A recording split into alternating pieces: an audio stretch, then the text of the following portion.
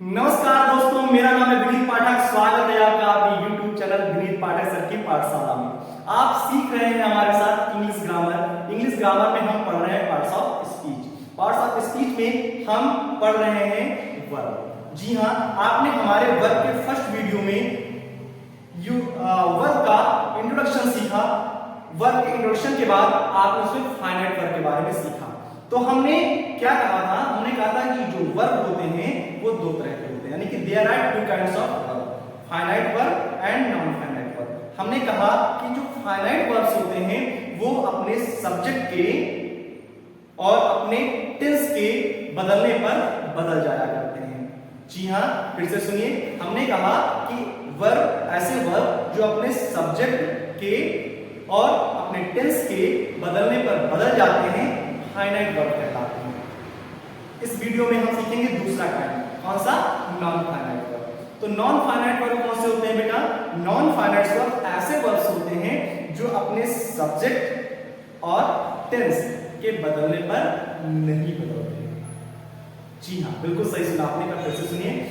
ऐसे वर्ब जो अपने सब्जेक्ट और अपने टेंस के बदलने पर नहीं बदलते हैं, नॉन फाइनाइट वर्ब्स कहलाते हैं।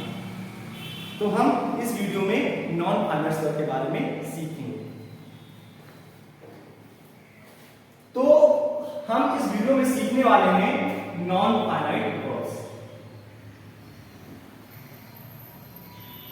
Non finite verb.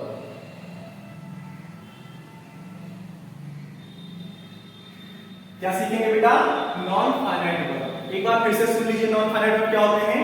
ऐसे वर्ब जो अपने सब्जेक्ट और टेंस के बदलने पर नहीं बदलते हैं, नॉन फाइनाइट वर्ब्स कहलाते हैं। कैसे? आइए एग्जांपल्स में देखते हैं। तो नॉन फाइनाइट वर्ब में आप जनरली किनका प्रयोग करते हैं? ध्यान दीजिए। नॉन फाइनाइट में आप कह सकते हैं कि नॉन फाइनाइट में भी आपके इन्फिनिटिव आते हैं, इन्फिनिटिव आते हैं, फिर आपके पार्टिसिपल आते हैं और फिर आपके जीरंड आते हैं। ओके, तो ये तीन तरह की जो वर्ब्स होती हैं वो नॉन फाइनाइट वर्ब्स का पार्ट होती हैं। तो हम इन्हें समझने का प्रयास करेंगे। Infinitive, participle and gerund. Infinitive क्या होते हैं बेटा? इन्फिनिटिव जो होते हैं वो 2 प्लस वर्ब की फर्स्ट फॉर्म होते हैं।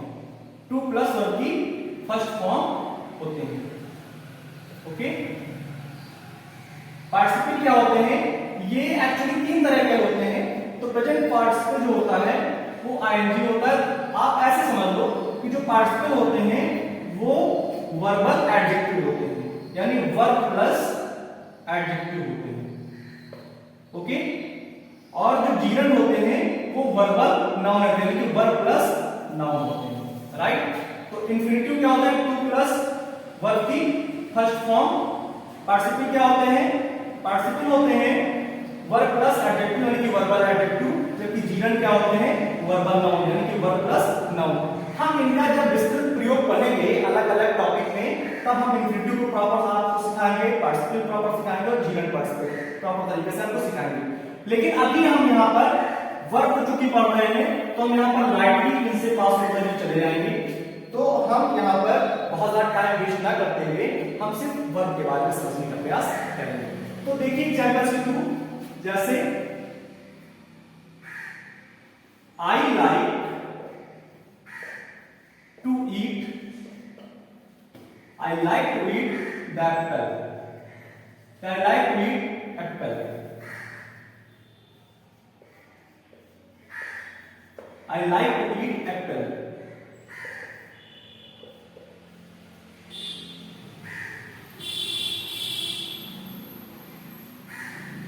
He या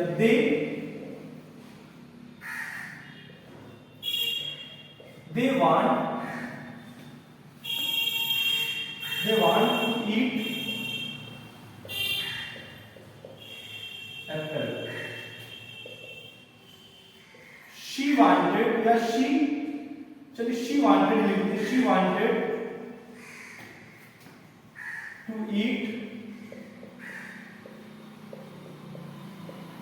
एप्पल। अब ध्यान दीजिए, मैं बहुत ज्यादा आपको भ्रमित करने वाला नहीं हूं, एक दो वर्ग से ही मैं आपको पूरा का पूरा सिस्टम समझाने वाला हूं। ध्यान दीजिए, to eat, to eat, to eat, okay. I like to eat apple, they want to eat apple, she wanted to eat apple. अब ध्यान दीजिए, सब्जेक्ट क्या है? आई, दे, सब्जेक्ट चेंज हुआ लेकिन टू ईट में कोई चेंज आया नहीं आया, ओके। इसी प्रकार चलिए, ठीक है, ये तो आपके प्रेजेंट टेंस के पार्ट थे। दूसरा तीसरा देखिए, she wanted to eat apple, यानी कि वह एप्पल खाना चाहती थी। ये किसका पार्ट हो गया? पास्ट का पार्ट हो गया। किसका पार्ट हो गया? पास्ट का। तो पहले दो सेंटेंस प्रेजेंट में है, जबकि तीसरा सेंटेंस किसमें? पास्ट टेंस में। टेंस के बदलने पर क्या to eat, to eat, to eat, इनमें कोई चेंज आ रहा है? बताइए, नहीं आ रहा है। आ रहा है? नहीं, यानी कि टेंस बदले, पहले के दो सेंटेंस प्रेजेंट में है, जबकि लास्ट सेंटेंस पास्ट में है। टेंस के बदलने पर भी वर्ब के रूप में कोई परिवर्तन नहीं हुआ। इसी प्रकार देखिए आप यहाँ पर दोनों सब्जेक्ट कैसे हैं? प्लूरल है। कैसे हैं? प्लूरल। और यहाँ पे सब्जेक्ट कैसा है? सिंगुलर। तो ये दोनों सब्जेक्ट आपके कैसे हैं? प्लूरल सब्जेक्ट है, जबकि ये सब्जेक्ट कैसा है आपका? सिंगुलर सब्जेक्ट है। लेकिन सब्जेक्ट के रूप के बदलने पर भी देखिए हमारी वर्ब टू ईट के ऊपर कोई प्रभाव नहीं पड़ रहा है। तो हम कह सकते हैं कि जो ऐसे वर्ब जो अपने सब्जेक्ट और अपने टेंस के बदलने पर न बदले, वो नॉन फाइनाइट वर्ब्स होते हैं। तो हम कह सकते हैं कि टू ईट क्या है? नॉन फाइनाइट वर्ब है। टू ईट क्या है? नॉन फाइनाइट वर्ब है। क्या है? नॉन फाइनाइट वर्ब है, ओके।